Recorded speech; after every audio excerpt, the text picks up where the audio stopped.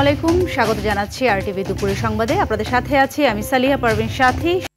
নির্বাচন মানুষের রাজনৈতিক অধিকার, তাই অন্তর্বর্তী সরকারের কাছে ডিসেম্বরের মধ্যেই ভোট দেওয়ার দাবি অযৌক্তিক নয় বলে মন্তব্য করেছেন বিএনপির ভারপ্রাপ্ত চেয়ারম্যান তারেক রহমান। রোববার পশ্চিম লন্ডনের আরাফাত রহমান কোকো স্মৃতি ক্রিকেট টুর্নামেন্টে পুরস্কার বিতরণী অনুষ্ঠানে তিনি মন্তব্য করেন। এ সময় খেলাধুলায় বহির্বিশ্বে যারা দেশকে রিপ্রেজেন্ট করবে তাদের দায়িত্ব রাষ্ট্র নিবে বলেও জানান বিএনপির ভারপ্রাপ্ত চেয়ারম্যান। রিপোর্ট করছেন জাহিদ রহমান।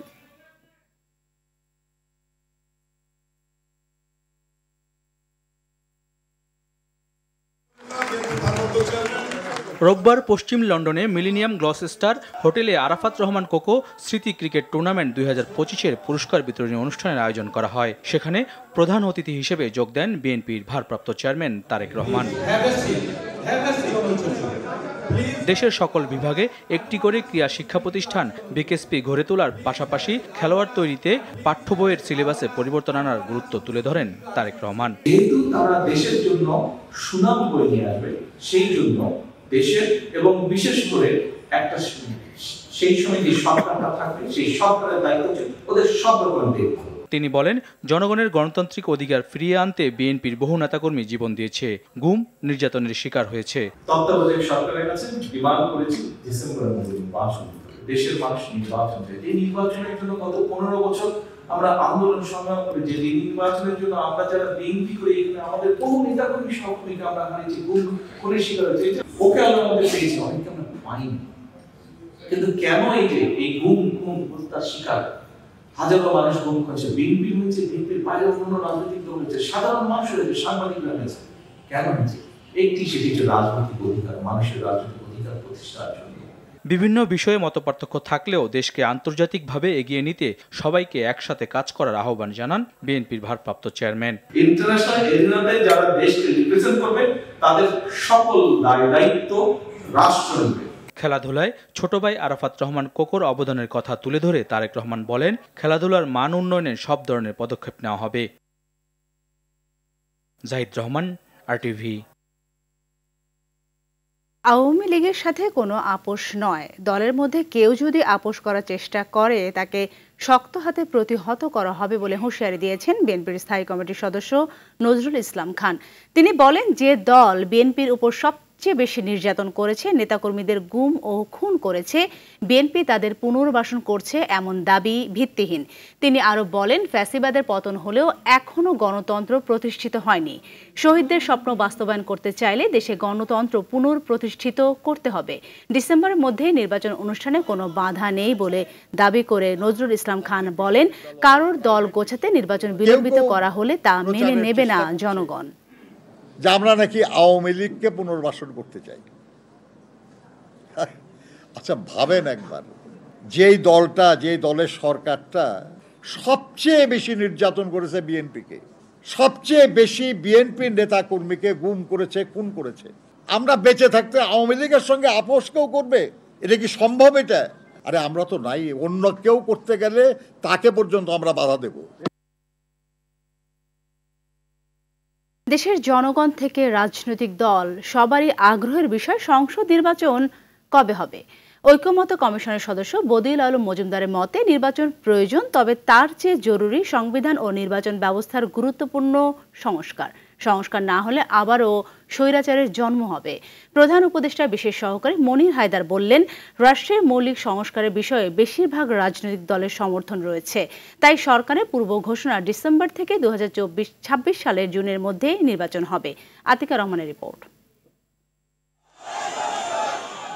5 আগস্ট ছাত্র জনতার গণ অভ্যুত্থানের মাধ্যমে আওয়ামী লীগ সরকারের দীর্ঘ 16 বছরের স্বৈরশাসনের পতনের পর দায়িত্ব নেয় অন্তর্বর্তী সরকার। এরপরই উদ্যোগ নেওয়া হয় সংস্কার কমিশনগুলো তাদের সুপারিশ জমা দেওয়ার পর এখন চলছে রাজনৈতিক দলগুলোর সঙ্গে ঐক্যমত্য কমিশনের আলোচনা। বিএনপি সহ অনেক রাজনৈতিক দলই বলছে আগে নির্বাচন প্রয়োজন, নির্বাচিত সরকারই করবে সংস্কার। আমরা বলেছি ডিসেম্বরের মধ্যে নির্বাচনটা হোক, নির্বাচিত সরকারের কোনো বিকল্প নাই। এটা যত দ্রুত আমাদের অন্তর্বর্তীকালীন সরকার বুঝবেন তত ভালো। নির্বাচন সংস্কার কমিশনের চেয়ারম্যান বদুল আলম বললেন, রাজনৈতিক দলের চাওয়ার প্রেক্ষিতেই ভোট হবে, ভোটের বল তাদের কোর্টে। কিন্তু মৌলিক সংস্কার ছাড়া নির্বাচন হলে গণ অভ্যুত্থান পুরোপুরি সফল হবে না। এই সরকারের অন্যতম দায়িত্ব হলো একটা নির্বাচনের মাধ্যমে সুষ্ঠু, নিরপেক্ষ, গ্রহণযোগ্য নির্বাচনের মাধ্যমে রাজনীতিবিদদের কাছে ক্ষমতা হস্তান্তর করে তাদের বিদায় নেওয়া। তবে প্রতিষ্ঠানগুলোকে পুনর্গঠন না করি, যদি আইন কানুন বিধিবিধানে যদি সংস্কার না করি, তাহলে কিন্তু আবার স্বৈরাচারী ব্যবস্থায় ফিরে আসার পথ প্রশস্ত হবে। প্রধান উপদেষ্টার বিশেষ সহকারী মনির হায়দার জানালেন, অন্তর্বর্তী সরকার জোর করে ক্ষমতায় থাকতে চায় না। জনগণের আকাঙ্ক্ষা অনুযায়ী রাষ্ট্র কাঠামোর পরিবর্তন করে ক্ষমতা হস্তান্তর করা সরকারের প্রধান লক্ষ্য। যে সমস্ত মৌলিক সংস্কারের সুপারিশ বা প্রস্তাবনা এসেছে, এই ব্যাপারে রাজনৈতিক দলগুলোকে কাছাকাছি বা একটা মতৈক্যের জায়গায় যদি আনা যায়, তাহলে যে কাঙ্ক্ষিত সংস্কার সেটা সম্পন্ন করা সম্ভব হবে। আলাপ আলোচনা করবার জন্য বিএনপির তরফ থেকে একটা টিম গঠন করা হয়েছে। এই টিম ঐকমত্য কমিশনের সঙ্গে 3 পূর্ণ দিবস আলোচনায় বসার অর্থ হলো যে এই সংস্কারের ব্যাপারে, সংস্কার প্রস্তাবগুলোর ব্যাপারে জাতীয় ঐকমত্য কমিশন যে কাজ করছে এটাকে তারা অত্যন্ত গুরুত্ব দিচ্ছে। আগামীতে রাজনৈতিক দলের ফ্যাসিস্ট হওয়ার রাস্তা বন্ধ হবে, এমন অভিমত দুই বিশিষ্টজনের। এই সকল বিধিবিধান এবং প্রতিষ্ঠান শেখ হাসিনাকে দানবে পরিণত করেছে, সেগুলোর ব্যাপারে রাজনৈতিক দলগুলো ঐক্যমত্যে পৌঁছলেই এই সংস্কারগুলো হইতে পারে। বহুলাংশে এখন বলটা রাজনৈতিক দলের কোর্টে। সংস্কারের যে মূল উদ্দেশ্য, বাংলাদেশ যেন আর কখনো ফ্যাসিবাদের কবলে নিপতিত না হয়, এই দেশে যেন আর কোনো স্বেচ্ছাচারী শাসকের আবির্ভাব না ঘটে, এই লক্ষ্যগুলোর ব্যাপারে সকল রাজনৈতিক দল একমত। নিরপেক্ষ ও গ্রহণযোগ্য নির্বাচন করে দেশে গণতন্ত্র পুনঃপ্রতিষ্ঠা করবে বর্তমান সরকার, এমন প্রত্যয় ব্যক্ত করলেন তারা। আতিকা রহমান, RTV, ঢাকা। এদিকে নিবন্ধনে স্থগিতাদেশ প্রত্যাহার না হলে আওয়ামী লীগ নির্বাচনে অংশগ্রহণ করতে পারবেন না বলে জানিয়েছে নির্বাচন কমিশনার আব্দুর রহমানুল মাসুদ।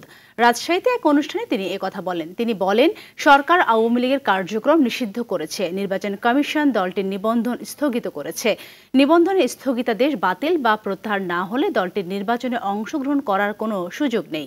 প্রধান উপদেষ্টা বেঁধে দেওয়ার সময় নির্বাচন বাস্তবায়ন করতে নির্বাচন কমিশন সম্পূর্ণরূপে প্রস্তুত বলেও জানান আব্দুর রহমানুল মাসুদ।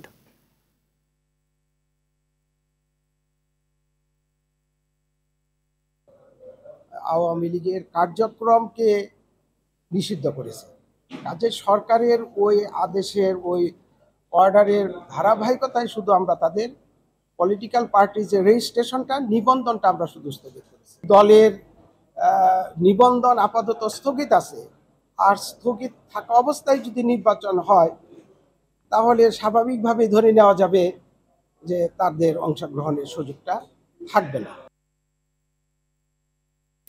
রাজধানীর ভাটারা থানার শিক্ষার্থী এনামুল হক হত্যা চেষ্টা মামলায় ঢাকায় সিনেমার নায়িকা নুসরাত ফারিয়াকে কারাগারে পাঠানোর আদেশ দিয়েছেন আদালত। তবে পুলিশ প্রতিবেদন দেওয়ার সাপেক্ষে আগামী 22 মে জামিন শুনানির দিন ঠিক করেন বিচারক। সোমবার ঢাকার মেট্রোপলিটন ম্যাজিস্ট্রেট সারাহ ফারজানা হকের আদালত এই আদেশ দেন। এর আগে নুসরাত ফারিয়াকে আদালতে হাজির করেন ভাটারা থানার SI বিল্লাল ভূঁইয়া। এ সময় তিনি মামলার সুষ্ঠু তদন্তের স্বার্থে তাকে কারাগারে আটকে রাখার আবেদন করেন। অন্যদিকে আসামি পক্ষ তার জামিনের আবেদন করলে তা নাকচ করে কারাগারে পাঠানোর আদেশ দেন বিচারক। গতকাল রবিবার বিমানবন্দর থেকে নুসরাতকে আটক করে পুলিশ। গ্রেপ্তার প্রসঙ্গে স্বরাষ্ট্র উপদেষ্টা বলেন, নুসরাত ফারিয়ার বিরুদ্ধে মামলা থাকায় গ্রেপ্তার করা হয়েছে, তবে তদন্তে নির্দেশ প্রমাণিত হলে ছেড়ে দেওয়া হবে। জুলাই-আগস্ট হত্যাকাণ্ডে প্রকৃত অপরাধী ছাড়া কাউকেই হয়রানি করা হবে না বলেও জানান স্বরাষ্ট্র উপদেষ্টা। আমরা বলছি শুধু দুষ্কৃতিকারী যেন আইনের আওতায় আসে এবং শাস্তি ভোগ করে, কোনো একটা নিরীহ লোক যেন কোনো অবস্থায় শাস্তি ভোগ যেন না করে, এই ব্যবস্থা আমরা অবশ্যই নিই। এখন তার নামে যদি কেস থাকে আপনি কি করবেন? আপনি তো আবার যদি ছেড়ে দিলে আবার আপনি কিন্তু বলবেন স্যার আপনি ছেড়ে দিচ্ছেন। টানা 4 দিনের বিক্ষোভ মিছিল ও অবস্থান কর্মসূচির পর নগর ভবনে চলছে ব্লকেড কর্মসূচি। আদালতের রায় অনুযায়ী ইশরাক হোসেনের শপথের দাবিতে এই কর্মসূচি পালন করছেন তার সমর্থকরা। কর্মসূচির অংশ হিসেবে গুলিস্তানের প্রধান সড়ক অবরোধ করে রাখা হয়েছে। ফলে ব্যস্ত এই এলাকায় সব ধরনের যান চলাচল বন্ধ হয়ে গেছে। দাবি না মানা পর্যন্ত আন্দোলন চলবে বলে হুঁশিয়ারি দিয়েছে সমর্থকরা।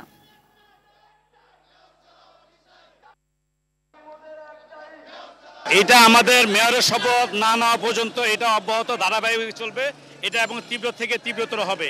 আমাদের একটা বৈধ দাবি, যেহেতু কোর্ট থেকে ইশরাক হোসেনকে মেয়র হিসেবে ঘোষণা করেছে, অতি দ্রুত যে ইশরাক হোসেনকে মেয়র দিয়ে তাকে ঢাকাবাসীর সেবা করার সুযোগ দেয়। জনগণের মেয়র এবং বর্তমান মেয়র আদালত কর্তৃক স্বীকৃত এবং গ্যাজেট প্রকাশ করা নির্বাচন কমিশন কর্তৃক মেয়র আমাদের ইঞ্জিনিয়ার ইশরাক হোসেনকে শপথ গ্রহণের জন্য আমরা এই আন্দোলন চলছে।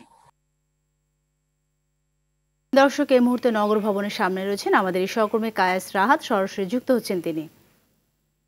রাহাত, জানাবেন ব্লকেট কর্মসূচির সর্বশেষ কি অবস্থা আপনি দেখতে পাচ্ছেন?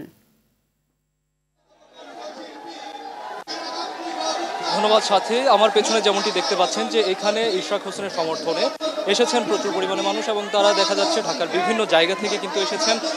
এই ইশরাক হোসেনের যে এলাকাগুলো রয়েছে সেই এলাকাগুলো থেকে আমরা সকাল থেকেই দেখছিলাম ছোট ছোট মিছিল বা ছোট ছোট মিছিলের সাথে সাথে বড় কিছু মিছিল, এরকম কিছু মিছিল নিয়ে বিক্ষোভ নিয়ে তারা নগর ভবনের সামনে এসেছেন এবং তারপর থেকেই এখানে তারা বিক্ষোভ কর্মসূচি যেটি রয়েছে সেটি চালিয়ে যাচ্ছেন। একই সাথে চলছে অবস্থান কর্মসূচি। সেই সাথে আমরা যেটি জানি গতকালকে যেটি ঘোষণা করা হয়েছে যে নগর ভবন এবং তার আশেপাশের যে এলাকাগুলো রয়েছে সেই এলাকাগুলোতে বেলা 11টা থেকে 3টা পর্যন্ত তারা ব্লকেট কর্মসূচি চালাবেন এবং সেটির অবস্থানে কিন্তু এখন আপনারা দেখতে পাচ্ছেন বা সেটির অবস্থায় দেখতে পাচ্ছেন। এখানে ব্লকেট কর্মসূচির পাশাপাশি এখানে যেটি হচ্ছে সেটি হচ্ছে ইশরাক এর সমর্থনে যারা এখানে এসেছেন তারা একই পাশাপাশি এখানে তারা সঙ্গীত পরিবেশন করছেন এবং তার মাধ্যমে তাদের যে দাবিগুলো আছে সেই দাবিগুলো তুলে ধরছেন। এখানে প্রসঙ্গত বলে রাখা প্রয়োজন যে যেই দাবি নিয়ে তাদের এখানে আসা সেটি হচ্ছে যে ইশরাক হোসেনকে আদালতের যে রায়, অর্থাৎ নগরপিতা হিসেবে আদালতের রায়ের যে ব্যাপারটি রয়েছে সেই রায়ের অনুযায়ী তাকে যেন খুব দ্রুত ক্ষমতা হস্তান্তর করে দেওয়া হয় এবং তার কাছে দায়িত্বটি স্থানান্তর করে দেওয়া হয়, সেই দাবিতেই কিন্তু এরা এখানে এসেছেন এবং বলছেন যে পর্যন্ত তাদের এই দাবি মেনে না নেওয়া হবে সেই পর্যন্ত চলবে এই অবস্থান কর্মসূচি এবং ব্লকেট কর্মসূচি। তো নগর ভবনের সামনে থেকে সাথী এই ছিল আমার কাছে সর্বশেষ। ধন্যবাদ আপনাকে। দিনাজপুরের সড়ক দুর্ঘটনায় 4 জন নিহত হয়েছে, আহত হয়েছে আরও 3 জন। সকালে ঠাকুরগাঁও দিনাজপুর সড়কের 28 মাইলে ট্রাক মাইক্রোবাসের মুখোমুখি সংঘর্ষ হয়। এতে ঘটনাস্থলে 2 জন এবং হাসপাতালে নেওয়ার পথে 1 জন মারা যায়। পরে হাসপাতালে চিকিৎসাধীন অবস্থায় আরেকজনের মৃত্যু হয়। এই ঘটনায় গুরুতর আহত 3 জনকে হাসপাতালে ভর্তি করা হয়েছে। নিহত 4 জন Thakurgaon district accounts and finance অফিসের কর্মকর্তা ছিলেন। এদিকে রোববার দিবাগত রাতে ঢাকা মাওয়া এক্সপ্রেসওয়েতে মাওয়ামুখী লেনে অজ্ঞাত গাড়ির পেছনে দ্রুতগতি ট্রাকের ধাক্কায় ট্রাকের চালক ও হেলপার গাড়ির ভেতরে আটকা পড়লে শ্রীনগর ফায়ার সার্ভিসের টিম তাদের উদ্ধার করে উপজেলা স্বাস্থ্য কমপ্লেক্সে পাঠান। অন্যদিকে রোববার দিবাগত রাতে আশুলিয়ায় থেমে থাকা যাত্রীবাহী একটি বাসে অগ্নিকাণ্ডের ঘটনা ঘটেছে। খবর পেয়ে ফায়ার সার্ভিসের একটি ইউনিট আগুন নিয়ন্ত্রণে আনে। বাসটির বেশিরভাগ পুড়ে গেলেও কোনো হতাহতের ঘটনা ঘটেনি।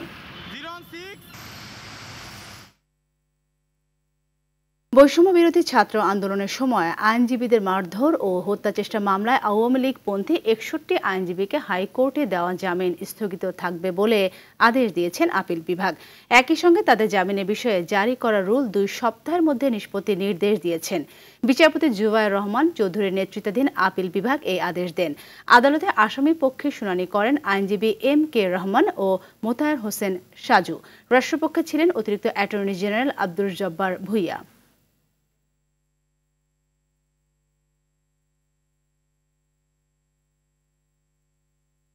বৈষম্য বিরোধী ছাত্র আন্দোলন রংপুর জেলা ও মহানগর কমিটির শীর্ষ 4 নেতার বিরুদ্ধে দুর্নীতি, চাঁদাবাজি, টেন্ডারবাজি, জমি দখল ও নিয়োগ বাণিজ্যের অভিযোগ এনে 16 জন নেতা পদত্যাগ করেছেন। এছাড়া আরও অর্ধশতাধিক কর্মী কমিটি থেকে সরে আসার ঘোষণা দেন। রবিবার রাতে রংপুর জেলা শিল্পকলা একাডেমি চত্বরে সংবাদ সম্মেলনে পদত্যাগের ঘোষণা দেন তারা। এ সময় পদত্যাগকারীরা বৈষম্য বিরোধী ছাত্র আন্দোলন রংপুর জেলা কমিটির আহ্বায়ক ইমরান আহমেদ ও সদস্য সচিব ডক্টর জামিলের বিভিন্ন অপকর্মের কথা তুলে ধরেন।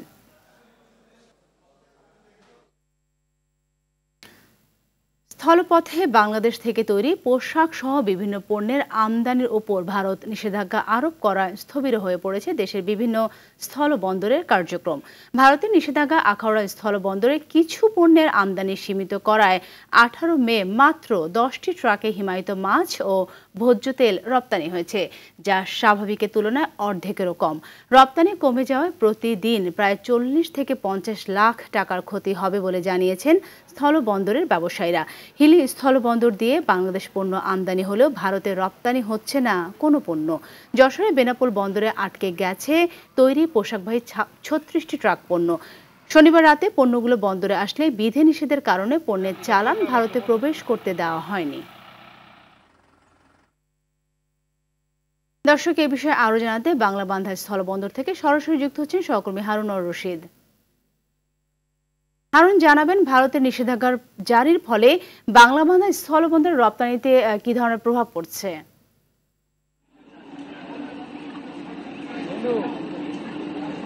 সাথী, আপনাকে প্রথমেই জানিয়ে রাখি যে যদিও এই বাংলা বান্ধা স্থলবন্দর চতুর্দেশীয়, তবে এখানে সীমিত পরিসরে কিন্তু বিভিন্ন পণ্য এখানে রপ্তানি হয়ে থাকে। তবে গত শনিবার কিন্তু আসলে ভারতের একটি নিষেধাজ্ঞার কারণে আমরা যেই চিত্রটি লক্ষ্য করছি যে সেটি হলো যে গতকাল রোববারে এখানে পিভিসি ডোর অর্থাৎ পিভিসি প্লাস্টিক পণ্য পিভিসি দরজা এইখানে রপ্তানি হওয়ার কথা ছিল একটি ট্রাকে, তবে সেই ট্রাকটি কিন্তু ফেরত দেওয়া হয়েছে। এখানকার যে বাংলাবান্ধা ল্যান্ডপোর্ট কর্তৃপক্ষ বলছেন যে আসলে ভারতের নিষেধাজ্ঞার কারণে তারা কিন্তু আসলে এই ট্রাকটি আটকে দিয়েছে।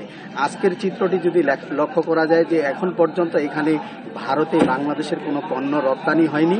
তবে এই বন্দরটি আসলে পাথর নির্ভর আমদানি নির্ভর বন্দর হওয়ায় কিন্তু সব ধরনের পণ্য এখানে আমদানি এবং রপ্তানি স্বাভাবিক রয়েছে। বিশেষ করে আলু, আজকেও কিন্তু আলু রপ্তানি হয়েছে। সেই সাথে নেপাল এবং ভুটানে এখানে কিন্তু বিভিন্ন ধরনের পণ্য আমদানি রপ্তানি স্বাভাবিক রয়েছে।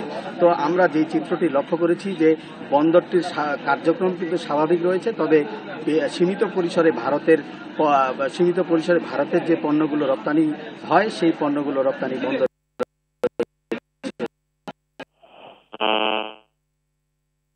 ধন্যবাদ আপনাকে। রাজধানীতে কুরবানির পশুর হাট এখনো শুরু না হলেও খামারে গরু বিক্রি প্রায় শেষের দিকে। কেরানীগঞ্জে জারা এগ্রোতে প্রায় 60 ভাগ গরু এরই মধ্যে বিক্রি হয়ে গেছে। প্রতিনিয়ত ক্রেতাদের সঙ্গে দর কষাকষির মাধ্যমে বিক্রি করা হচ্ছে কুরবানির পশু। এছাড়াও মোহাম্মদপুর রাহমাহ ক্যাটেল ফার্মেও চলছে শেষ সময়ে বেচা বিক্রি। কুরবানির পশুর প্রস্তুতি নিয়ে সাকিবুর রহমানের ধারাবাহিকের চতুর্থ পর্ব। ছবি তুলেছেন নাজমুল হোসাইন সাইমন। কেরানীগঞ্জের জারা এগ্রো ফার্মের মিস্টার ব্ল্যাক, মিস্টার হেভিওয়েট সহ বিভিন্ন নামে প্রস্তুত করা হয়েছে কংক্রাস জাতের বড় শিংওয়ালা গরু।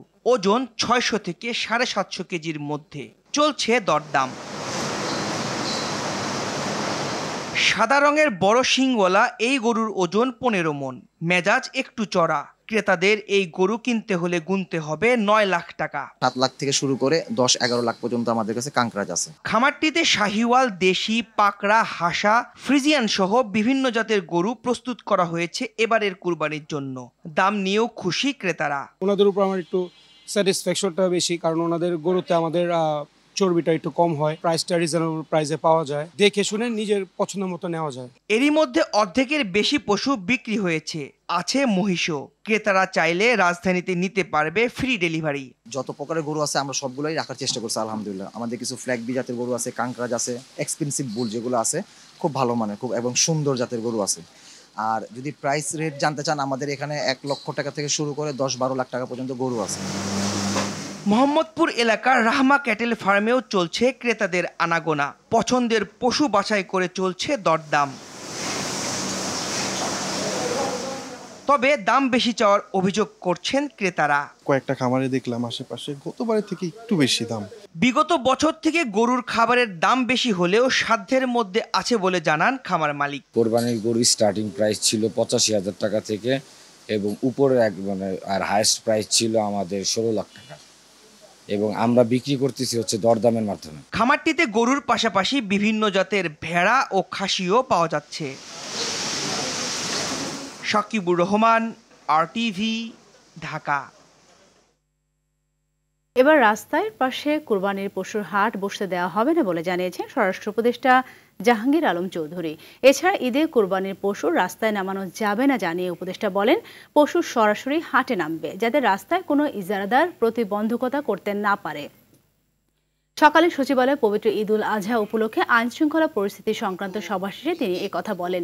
ঈদের আগে ও পরে বাল্কহেড চলাচলে নিষেধাজ্ঞার কথাও জানান স্বরাষ্ট্র উপদেষ্টা। এছাড়া সব গার্মেন্টসের বোনাস মে মাসের ভেতর দিতে হবে এবং বেতন 1 তারিখ থেকে 3 তারিখের মধ্যেই পরিশোধের নির্দেশ দেন স্বরাষ্ট্র উপদেষ্টা।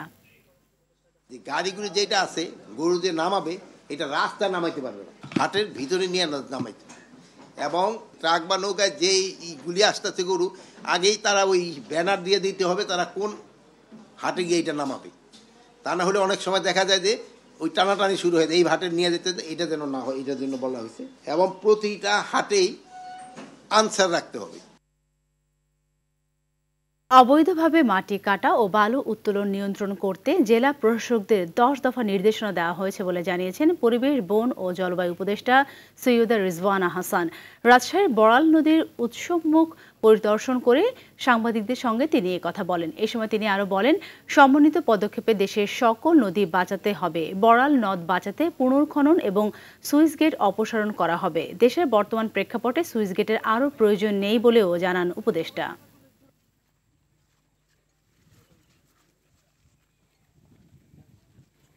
আমার আগে নদী বাঁচবে, তারপরে আমি অন্যান্য কথাগুলো বলবো। তো এখন আমি যেটা বুঝেছি সেটা হচ্ছে যে পানি উন্নয়ন বোর্ডকে তাদের থেকে আমি একটা সম্পূর্ণ কর্মপরিকল্পনা চাইব যে এই 4 ঘাটের স্লুইস গেটটা সরিয়ে কতটুকুন জায়গা আমার খনন করতে হবে। খননের যদি উপায় আমাকে বলা হয় জমি অধিগ্রহণ করে খনন, ওটাতে আমি নিরুৎসাহিত বোধ করি, কারণ আমি দেখেছি যে সরকারে ঢুকে জমি অধিগ্রহণের প্রক্রিয়া শেষ হওয়াটা খুবই জটিল। দুপুরের সংবাদ এ পর্যন্তই। জেলা সংবাদ বিকেল 5:45টায় দেখার আমন্ত্রণ রইল। ধন্যবাদ সবাইকে।